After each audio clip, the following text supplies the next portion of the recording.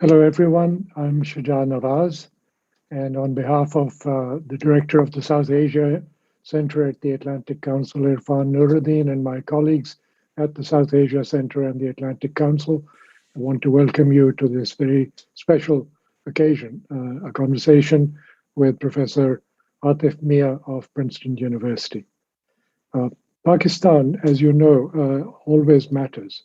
It matters in the region as well as these days, it matters even more in Washington and in the capitals of the coalition after the end of military operations in Afghanistan and the withdrawal of US and NATO forces from the country. Even as we speak, Deputy Secretary of State Wendy Sherman, an old Pakistan hand, a former ambassador to Islamabad, is on her way to the country to talk to people there, no doubt about what is happening now in Afghanistan and what may happen in future, particularly on the relationship with the Taliban government in Kabul at the moment. We will be talking about the country, but more specifically about the economy. And helping me in this will be Safia Ghori-Ahmad, who will be assisting with some questions and comments as we proceed in the conversation. Safia is a non-resident senior fellow of the South Asia Center at the Atlantic Council. She is a former State Department hand. She has worked on Capitol Hill also and is now with McClarty Associates. Also will be joining us Shahid Yusuf, an old friend and a colleague from the World Bank. Shahid was for many years at the World Bank and is now the chief economist at the growth initiative at the George Washington University School of Business. As you know, Pakistan's economy is key to its stability and growth and to its survival. And so we are going to try and better understand the challenges that it faces, particularly at this key juncture when Pakistan is in negotiations yet again with the International Monetary Fund, particularly over the next couple of weeks during the annual meetings of the IMF and the World Bank in Washington, D.C. All the leaders of Pakistan's economic team, as well as others, are descending on Washington, including the finance minister and the governor of the state bank. And just a reminder to you that we will be having a conversation with the governor of the state bank, Raza Bakir, in the near future, and there will be an announcement to that effect fairly soon from the South Asia Center. Now, I want to say a few words about our guest, who is well known to people that follow Pakistan, but also to people that know economics. Atif Mian is a celebrated and well-known economist, one of the more brilliant members of his generation. He is now teaching at Princeton University, where he's the director of the, I should get this right, the director of the Julius Rabinovich Center for Public Policy and Finance at the School of Public and International Affairs.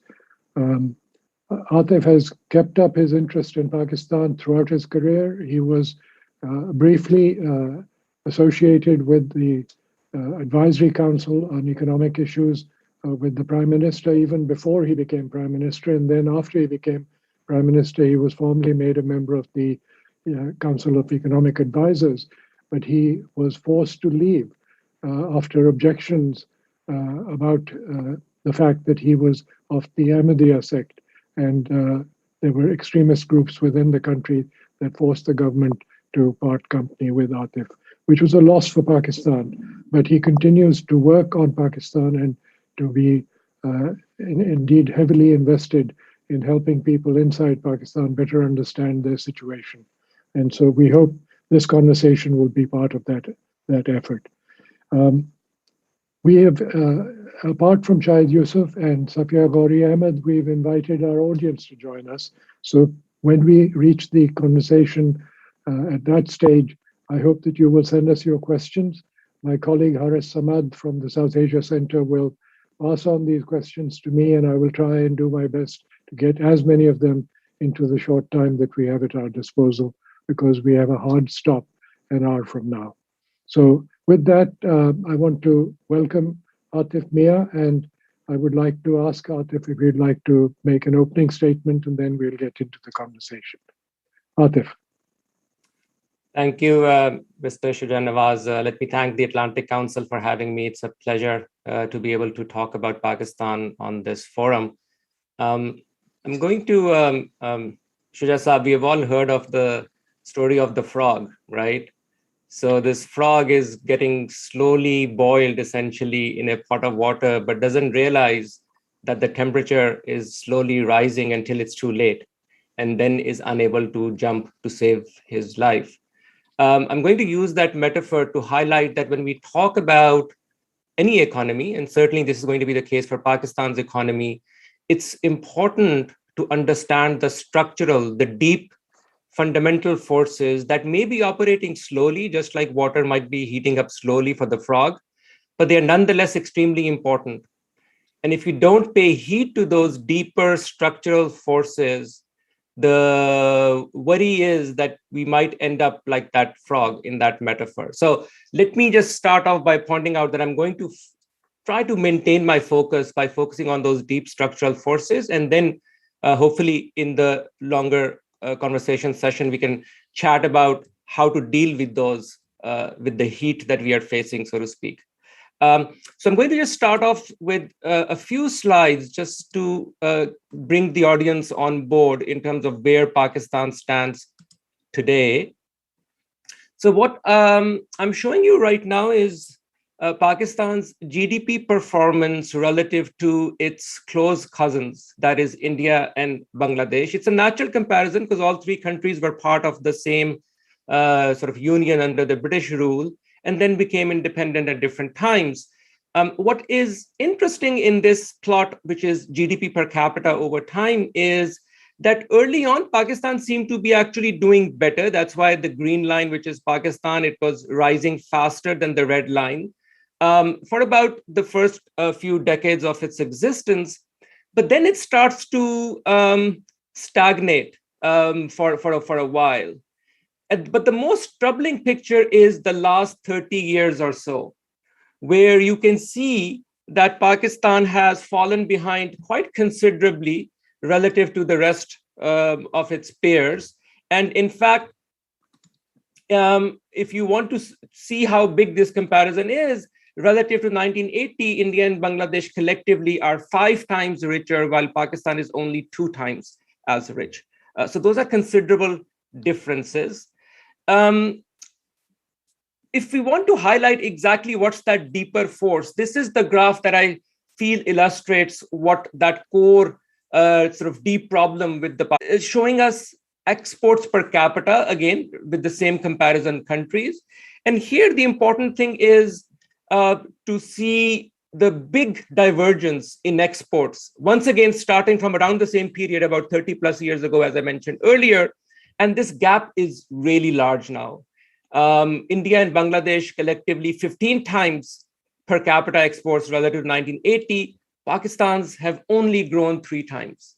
That's a remarkable difference. Now, why am I focusing on exports? Because exports tell you how competitive the economy is globally. And as a result, it's telling you how productive the people and its institutions and its firms and its governments really are at the end, all said and done. So it's a good litmus test for how we are really performing. And this is a big, big worry for Pakistan, which I'm referring to here as the productivity stagnation problem. And it's something I want to come back to as we move along. The last thing I want to mention here is, why do we care about all of this? You know, it's good to talk about GDP and exports, and we economists love to talk about those numbers, but I want people to realize that what we are going to talk about here is not about the numbers, it's about the people. This is why I became an economist. This is why we have these conversations.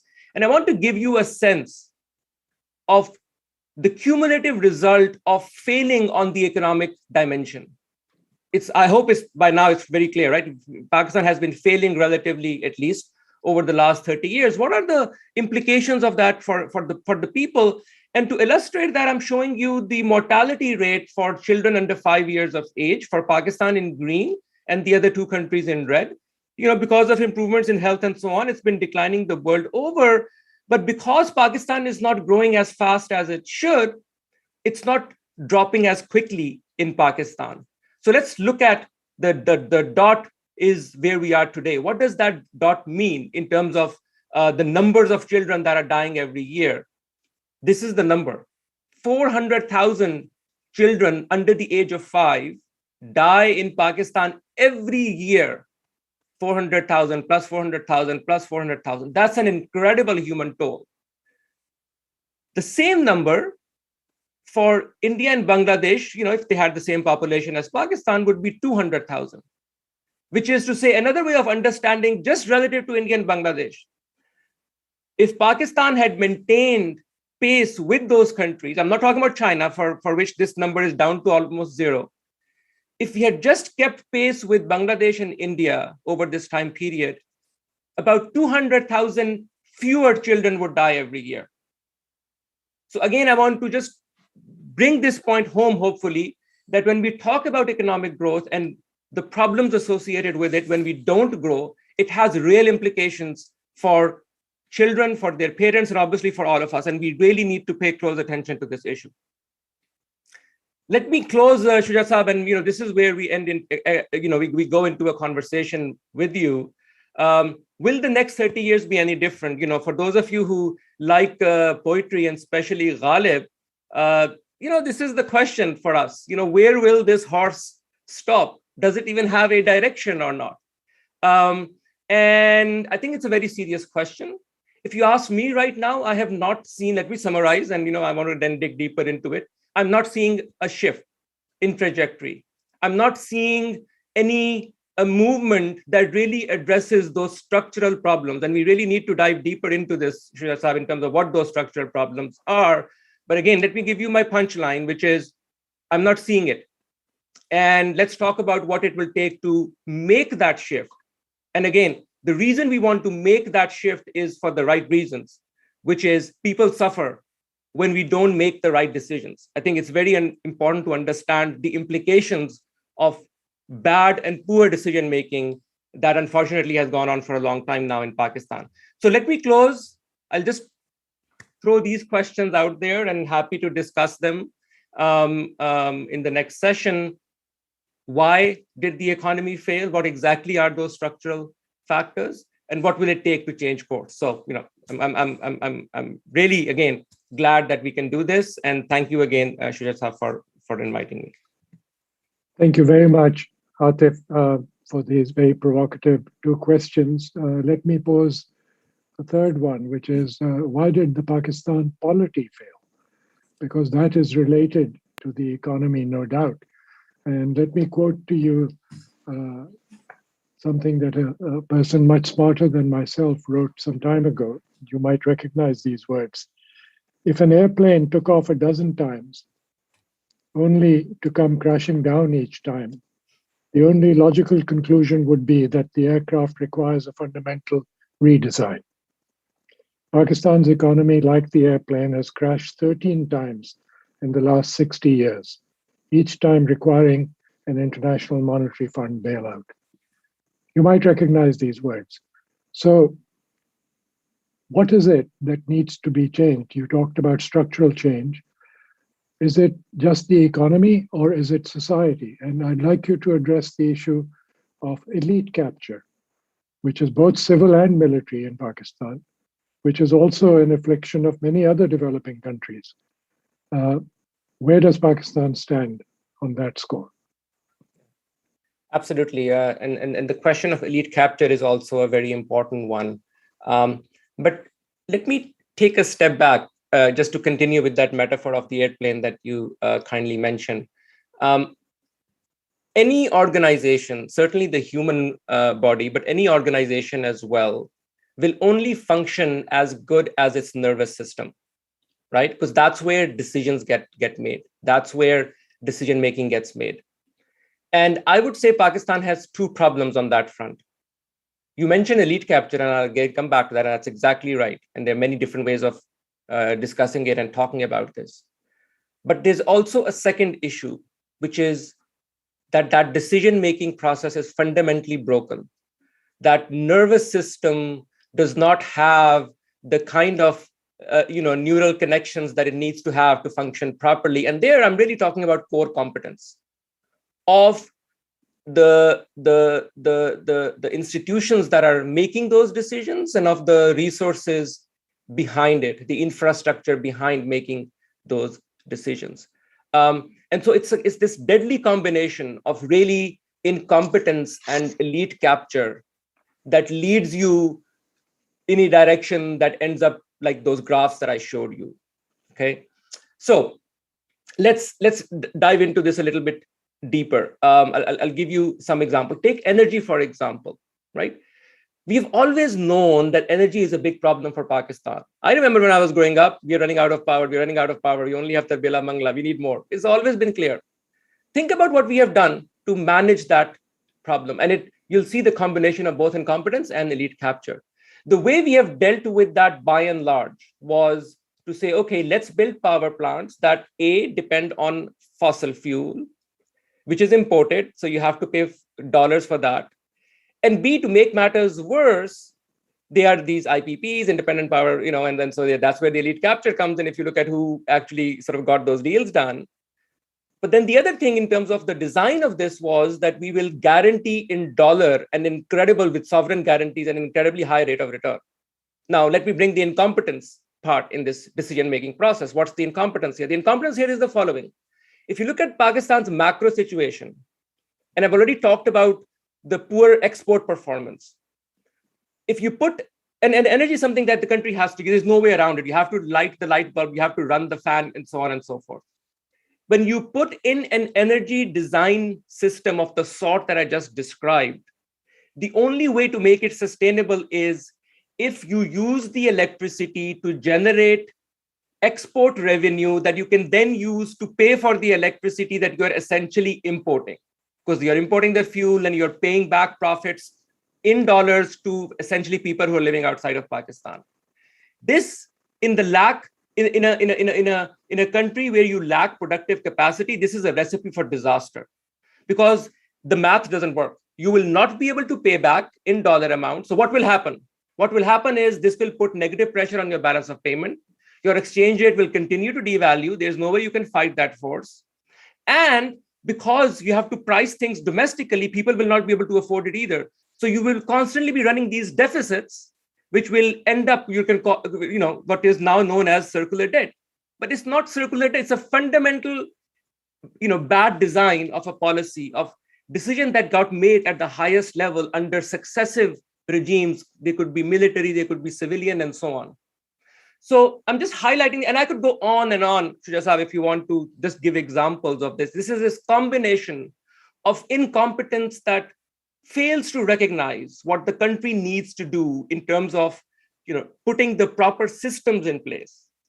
Just to put this thing in comparison to how things are done in other countries, it's very different. So if you go into, these days I'm reading books on like how the Chinese transitioned from the Mao to the Deng Xiaoping era. And it's very interesting of when Deng Xiaoping came in, he worked on building those kind of systems and he was willing to make that structural shift.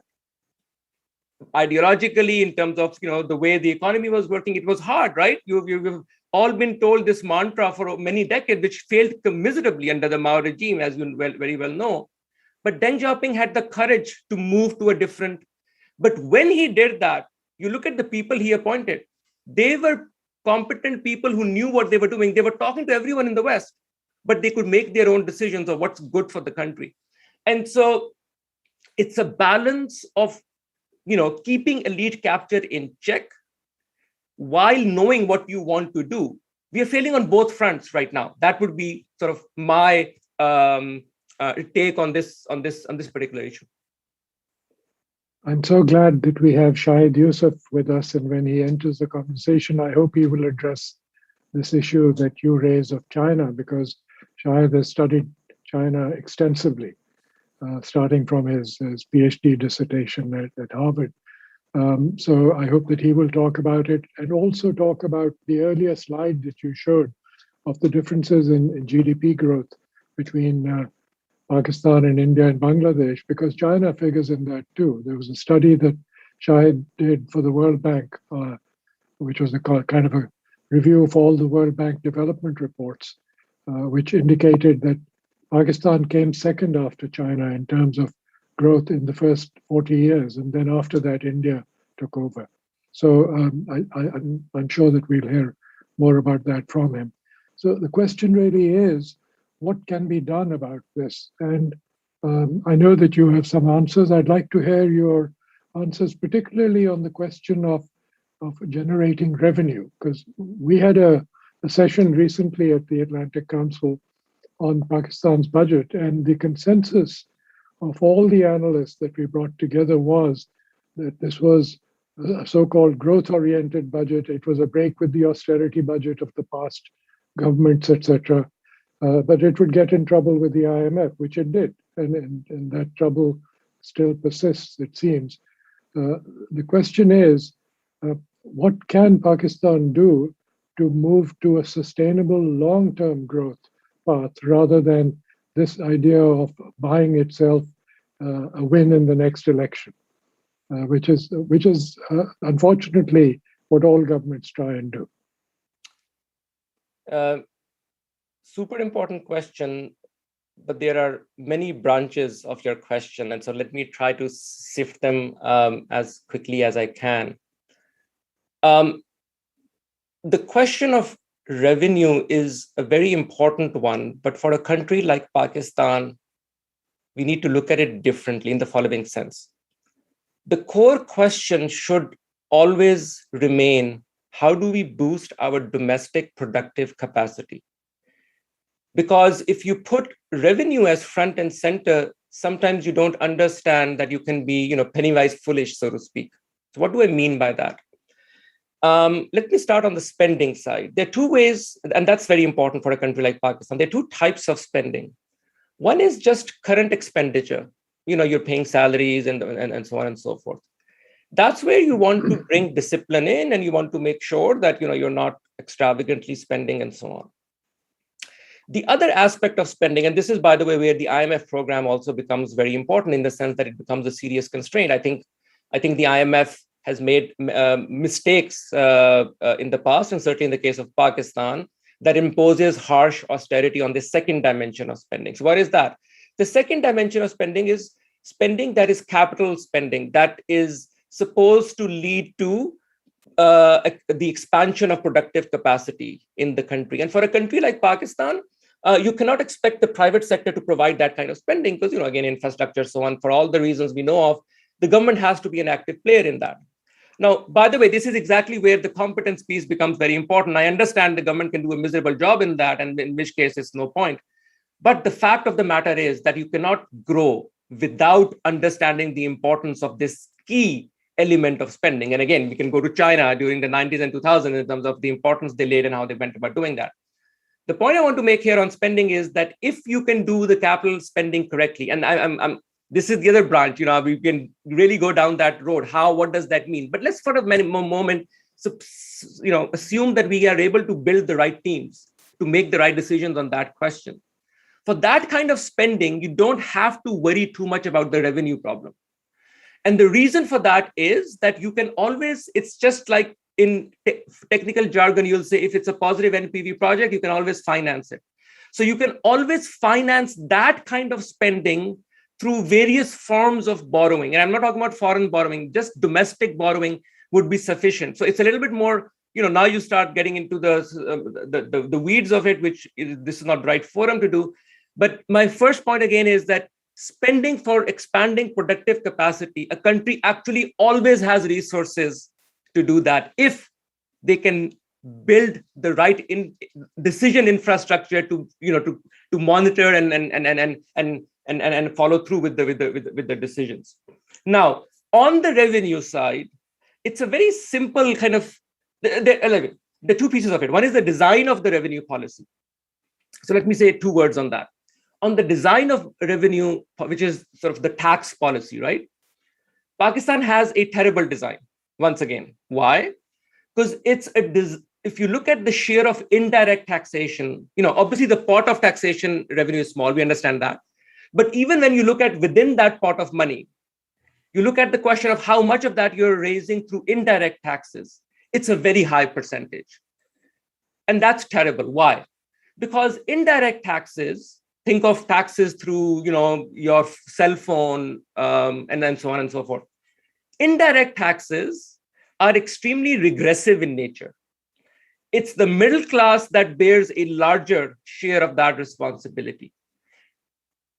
Designing your tax system that way is really bad policy. So once again, we go back to that competence question and the design of the system as such. You want to have a sufficiently progressive taxation system. And this again comes back to elite capture now, very closely connected to that. When you design taxation policy, the biggest money made in Pakistan is on urban land, as you very well know, and it's completely unproductive. Those people are doing nothing, just sitting on land and making tremendous amounts of money. We should be taxing those capital gains. But nobody dares touch that because all the elite hold all the urban land essentially in Pakistan. But this is where thinking along the national lines in terms of what is good for the people is very important. And let me come back to that frog metaphor here. This is just an excellent example of what it will take for Pakistan to move in the right direction. I mentioned Deng Xiaoping. What it will take for Pakistan to move in a different direction is for a leader to have the courage to make these kind of decisions. Unfortunately, we have not had. This is not a mark against the current government. It's a mark against all the governments we have had in the last 30 plus years. Nobody has had the courage to really address the deeper issues, the heat that frog is facing. Nobody has had the courage to address those deeper issues, because when you do, you will have to go in this direction and you will have to put the squeeze on. For example, just like I mentioned, you'll have to talk about the unproductive urban land valuations and what to do about that. Without resolving these kind of issues, to give you another example, sugarcane. It makes no sense for a country like Pakistan to have sugarcane as dominant an industry as it is. We subsidize it. It is heavily water intensive. Pakistan is on the frontier of countries which are subject to climate change, very serious water issues. Why are we doing this to ourselves? Well, because, again, as you very well know, everyone who is powerful has their hand and feet in the sugar industry. But we need to address it. We need to talk about it. So we need political courage that understands these issues and is able to make decisions in the best interest of those 400,000 children that are dying every year. That's the way to think about it. We don't have that leadership, unfortunately, but that leadership is not going to be sufficient, by the way. Once we have, if we have that leadership, it will need something else, which is that leadership will have to build the right teams, the right set of people who can make these policies and then give them discretion to do such a thing. That's a whole different ballgame. But it's that kind of stuff that changes the trajectory of countries. You cannot just change numbers one way or the other and expect change of the sort that Pakistan needs. So it's a very serious problem. Speaking of numbers, when the budget was announced, one of the achievements that was laid out as a goal was the increase of income tax revenue by 38%. And then more recently, as you probably heard, there was an announcement that that target had been reached, except that the number of people filing for income tax had dropped, in fact, from 1.6 million to 1.2 million or something like that.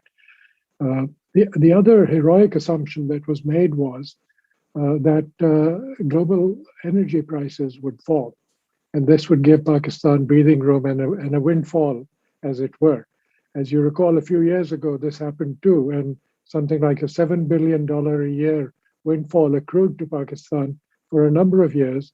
And I had a conversation with one of the ministers in the previous government, and I asked him, what happened to that windfall? And he smiled and he said, it went down the hole. And I said, what about this year's windfall? He said, same hole. So the question is, when you give authority, particularly to an organization, as my friend Ehtisham Ahmed has pointed out, like the FBR, to issue SROs, which are special permissions to do what you want to the chosen few, this destroys the whole purpose of tax administration and tax policy. So there was the one SRO issued, which gave this authority to the FBR, and that still exists. So is that what you're referring to when you say changing the system? Because you can't simply rely on income tax alone, which hits the salaried class and the middle class the most. You mentioned the role of the elite in the cities and real estate, but you also brought in tangentially the sugarcane, but the whole agriculture sector is not subject to income tax. So that's another issue that won't be touched because of political implications. Don't you agree? Yes, absolutely. Another way to think about the tax system is if you think of the only policies, which are the headline policies that you see in newspapers is like amnesty schemes. And I've never understood what's the point of these amnesty schemes is. It's supposed, if you want to build a system where people will respect, just build it. Like, to give amnesty is not the solution. The solution is you digitize payments so you can observe them, and you go after people who are not reporting things properly. And slowly you build momentum. That's how people are the same everywhere, just when you have better systems. So that's one way of thinking about the system, right? You build better systems. You don't say, okay, is dafa maaf kar dete, agli dafa na karna. This is not going to work. Sure. And so so one is that system needs to be built. And again, this is why I keep coming back to importance of competency and what are you thinking when you make these decisions? I don't get it. It's laughable really to think that, okay, this 10th amnesty will really work. Why did the previous 9 did not work? So you have to build the system. But the other thing is, the system has to live within a policy framework.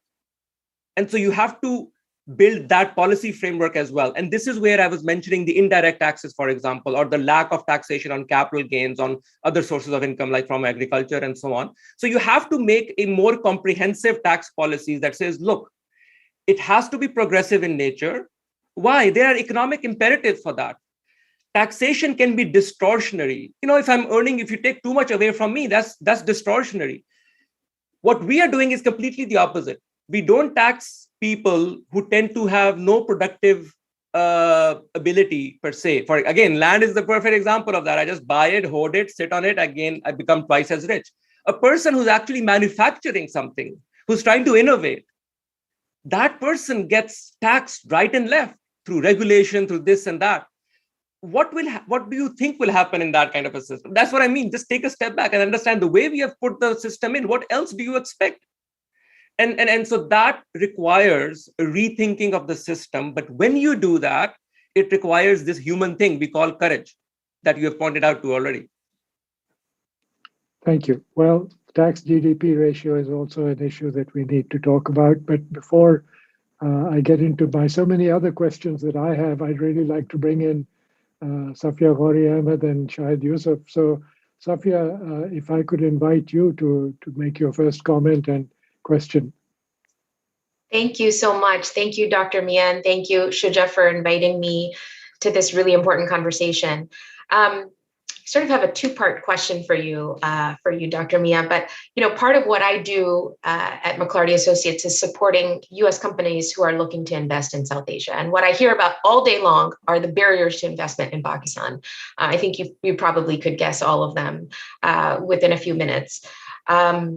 But the Pakistani government has been really pushing this shift towards a geoeconomic pivot, and away from a geostrategic pivot. And given the situation in Afghanistan, and given that the government is now engaged in negotiations with the TTP, I would really love your thoughts on what message this sends to investors and what they can do better to bring in FDI from U.S. companies who are now sort of rethinking whether Pakistan is really their investment destination.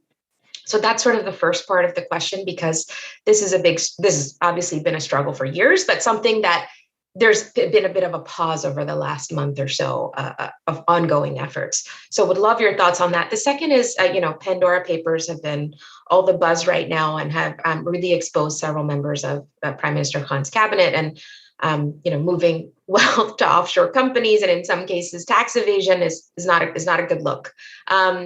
And I think every head of state has called for some sort of an investigation.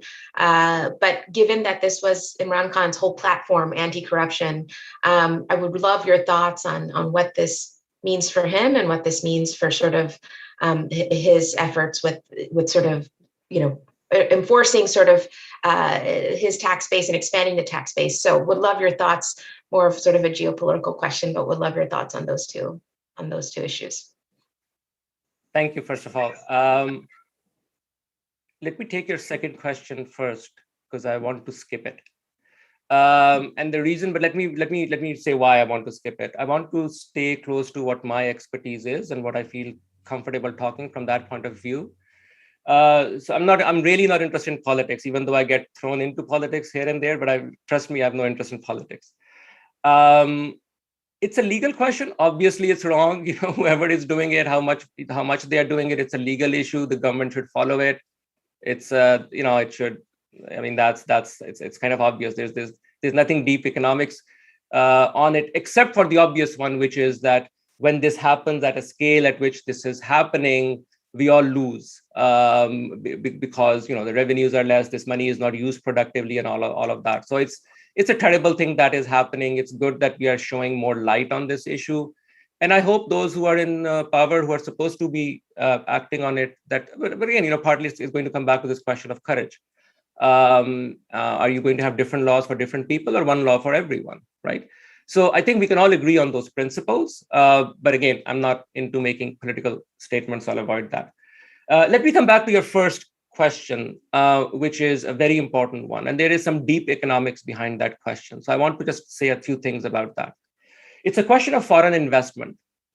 And it's one of the very badly understood questions, in my view, as it is discussed in practice in newspapers and so on. Why? There's a sense in which people think all money is equal, where that is coming from the outside. So people will look at, okay, how many billions came into Pakistan from the rest of the world? That's exactly the wrong way to look at this question. All money is not equal. In fact, there is certain kinds of money that is terrible. You don't want that money to come in. What kind of money? Let me give you examples of that. If there is money that is coming in that is just speculating on real estate, housing, that sort of stuff, you don't need it, because there is nothing tangible that it is doing on the ground that is going to add to your productive capacity. And that is, again, I'm going to keep using this word again and again, because it's one of those, that's the heat the frog is facing, the lack of productive capacity. There's a lot of money that is willing to come into countries like Pakistan purely for speculative reasons. And Pakistan has had bad policy, once again, in terms of how it deals with its capital accounts. Again, just look at China and how it dealt with capital account liberalization over the 90s and the early 2000s. It was much more intelligent in how it dealt with the question of foreign flows. So let me just sort of punchline. What is it that is important when thinking about foreign capital flows? As I said, there are tons of foreign flows which are bad. You don't want those. There's a large literature. I've also worked in this area. So this is very well known for those who read this stuff. What is the good kind of capital? It turns out it's never capital that you truly need. That's one way of thinking about it. It's not about capital. And I think this is one thing people need to get out of their heads. Like you start begging other countries, you never need capital in that sense. What you really need is boosting your productive capacity. And so it is always about technology transfer. It is always about knowledge transfer. It is always about systems transfer, getting the right professional class in, the right ethos of how firms were getting the right technology, the patterns, and so on. That this is how you want to think about it. And now ask yourself, what have successive governments in the past done to facilitate that particular process? And the answer is practically zero. And nothing is happening on this front right now. I'm sorry to be blunt, but again, it's about 400,000 children dying every year. So let's be honest here. What will it take to bring in the right? Let me just give you one example. This actually is very closely linked to another issue I feel passionately about, which is the question of participation of women in the economy in Pakistan. Why am I bringing that up? Because when you talk about technology transfer, when you talk about knowledge transfer, it's going to be done by people, and knowledgeable people, and people who have, who have, educated themselves and so on and so forth. The best story coming out of Pakistan over the last 2-3 decades is what women have been doing in education in Pakistan. You can see it in the test scores, for example. Girls or women are beating boys and men hands down when you look at how they are performing and so on. But look at how we are absorbing them into the economy. And that's a consequence of serious issues of how women are treated, what kind of avenues are open to them to rise within the ranks of corporate and government hierarchies and so on. And it's these kind of issues that are closely connected to whether good capital can be absorbed by the country or not. Because the key thing is, for someone, if I have a tech idea, I need tech people in Pakistan to be able to work with it. Otherwise, the best I will do is I will, buy some apartments, try to sell them at a premium and take the money out. And we allow that to happen, by the way. This is the way, this is our capital account policy. And it's bad. We haven't thought through how it will impact GDP growth on the ground. So it's a very important question you raise. I think the way I want to think of it is, you don't want to design a physical capital policy. You want to design a human capital policy. What you really need from the outside world is their knowledge, their technology, the competent people from outside. You want them to come invest and hopefully even live in Pakistan. That's when the dynamic will really start to shift. But our approach is, send us your money. We don't, you have some good ideas. We don't want the good ideas. Just send us your money. And that's partly, again, the result of very short-term thinking. Because, election is coming up. We don't want the exchange rate to decline by another 10 percentage points. So let's just beg, borrow, and steal so that we can artificially inflate the exchange rate, which again, by the way, is another incompetent policy that was run throughout the Nawaz regime. Very proudly, I should add. It made zero sense. And it tanked the economy. This is why this aircraft that Mr. Nawaz mentioned keeps stalling and falling every 4 or 5 years, because this is the set of policies we put in place. And I think this also reflects on the difference between what happens in Bangladesh, for instance, and Pakistan, because Bangladesh has educated its women and is allowing them to play a part in the economy. I think this is a good time to bring in Shahid Yusuf. China has been mentioned so many times. Shahid, I don't know if you want to start off with a comment on that and then maybe pose a question to Atif. Thanks very much for inviting me. It's great to hear about from Atif about this poor frog. This poor frog has been slowly allowing itself to be boiled away for now it looks like decades. And so, and looking ahead, Pakistan can't afford to grow at 3 to 4% per annum, given that its population growth is 2.3% and or more, and 2 million young people are entering the labor force every year. So there's really, this frog has to get out of this water very quickly.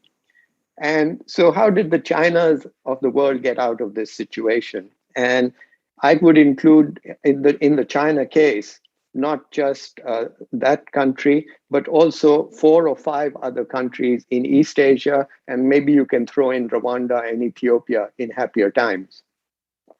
What was their, I guess, what enabled them to do this? One is powerful authoritarian governments which were able to take a very long view, which democratic governments in Pakistan have been unable to, and nor have military governments in Pakistan been able to do so.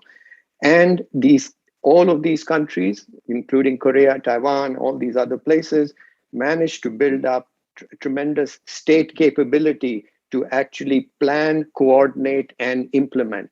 And they built it up gradually, but they built it up, and they built it up in enough time to achieve the sort of growth rates for which they are all extremely well known.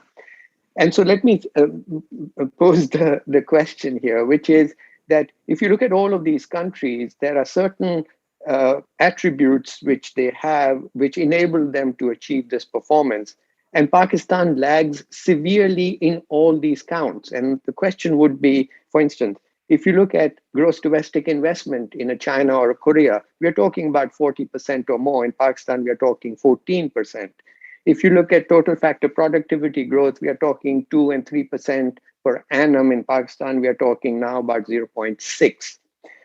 If you look at the structure of the economy, we are talking about economies that were led by manufacturing and export-oriented manufacturing. And in China, we are talking about a manufacturing sector of over 30%. It's now about 27. Pakistan, we are talking about 13% and falling. We're talking about export-led growth. In those cases, we are talking about exports as a share of GDP of 30 and 40%. In Pakistan, we are talking about 10% and less.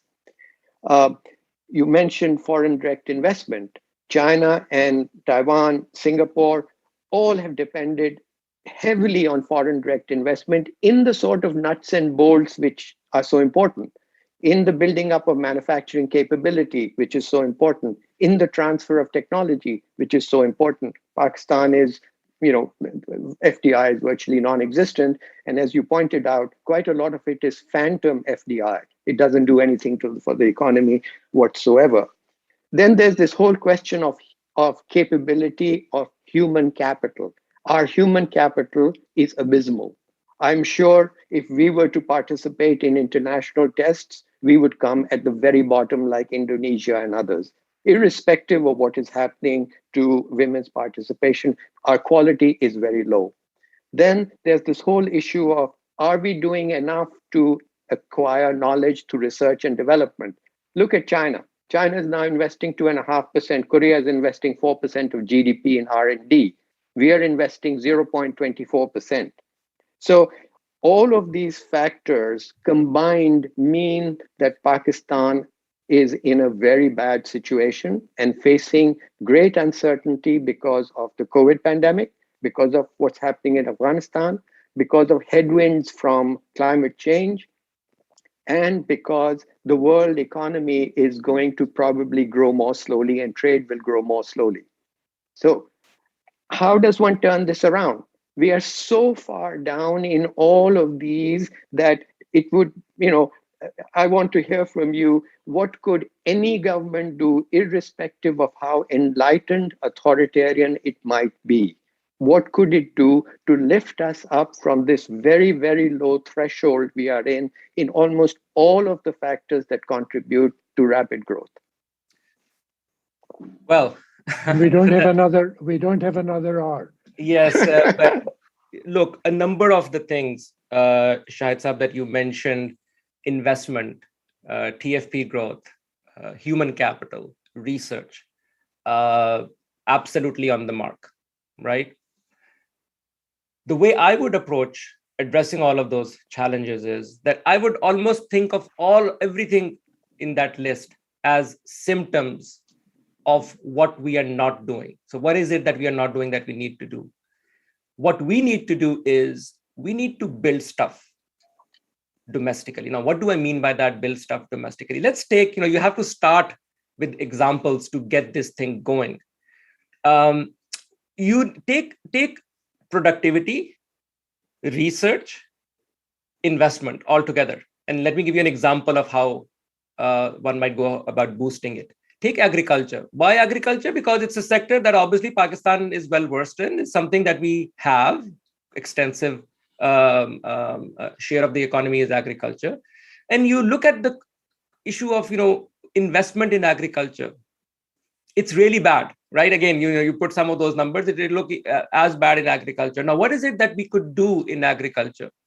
What we need to do in agriculture is the government needs to come in and it needs to invest the building of institutions that will do local research on issues of raising productivity. Let me give you an example of that. The country with the highest exports in agriculture in aggregate dollar amounts, one of the highest is actually Netherlands, which is a small, tiny country with not much land. And yet, how did it succeed? Well, because a few decades ago, the country as a policy mantra, said half the inputs, twice the output.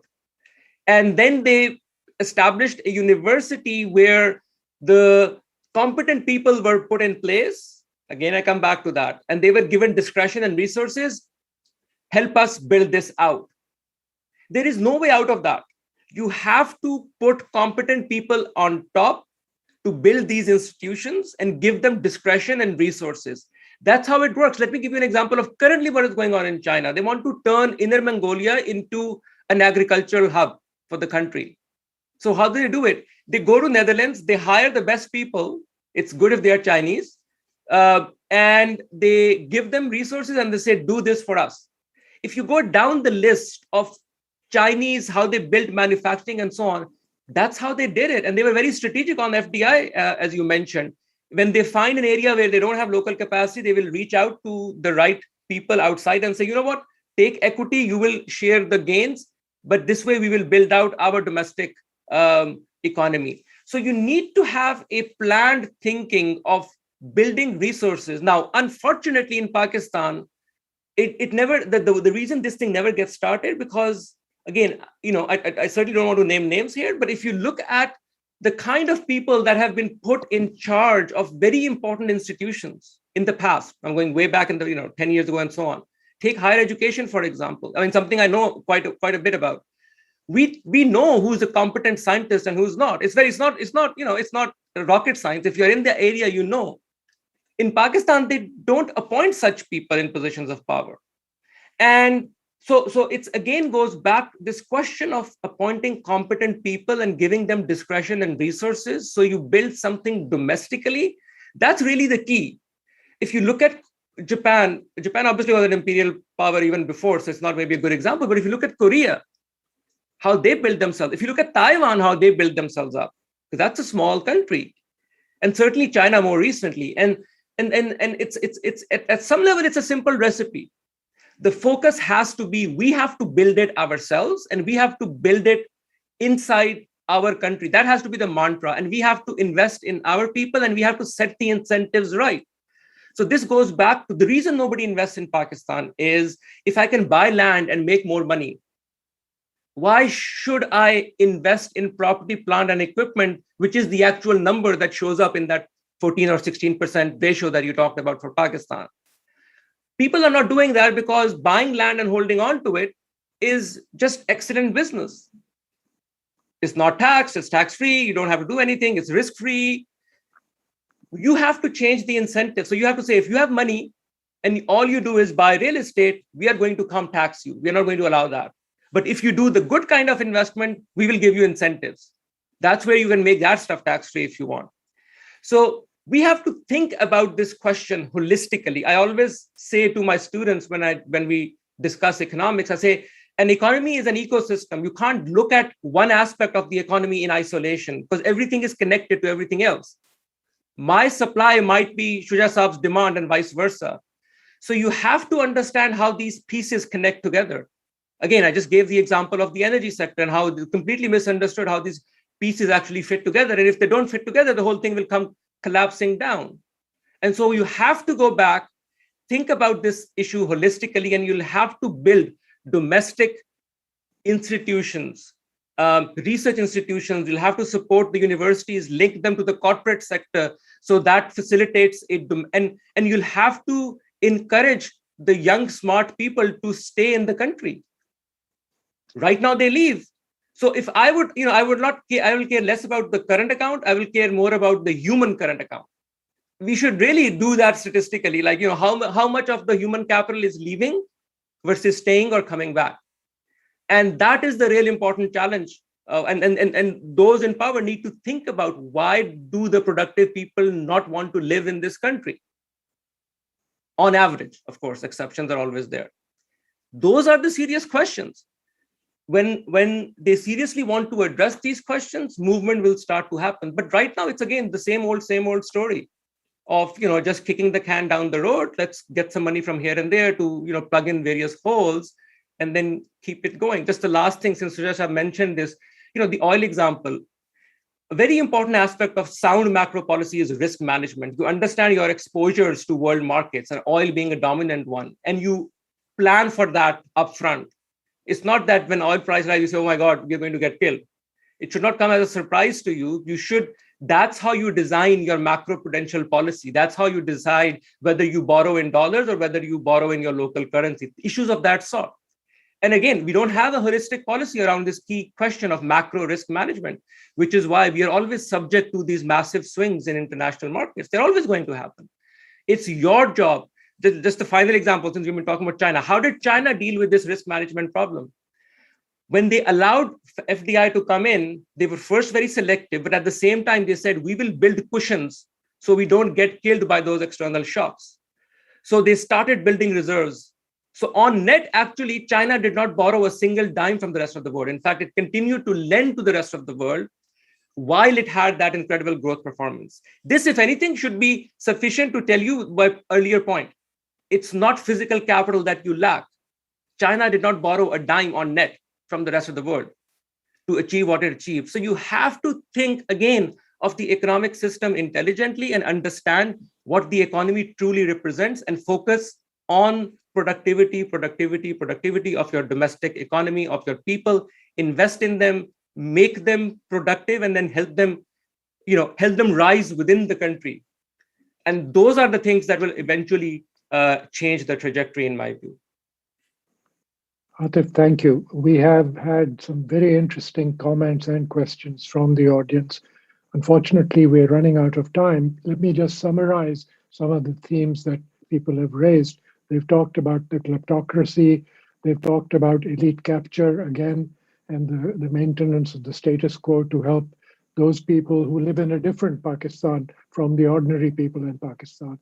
They also talked about the possibility of success of the IMF program, whether Pakistan will be able to successfully negotiate the release of new funds from the IMF. But one of the key questions that I think if you can answer in a minute or so is, to what extent can Pakistan move into those manufacturing industries, and what role can the private sector play in those areas which, for instance, are leaving countries like China, which find that their price structures don't make them economically viable any longer? Can Pakistan be a hub for those kinds of activities? So something very specific to end this conversation on. Absolutely. I think the core problem there is, once again, the incentive structure of what gives you a higher return in the private sector. And when you talk to people in the private sector, they will tell you, look, it's not worth the effort to do this.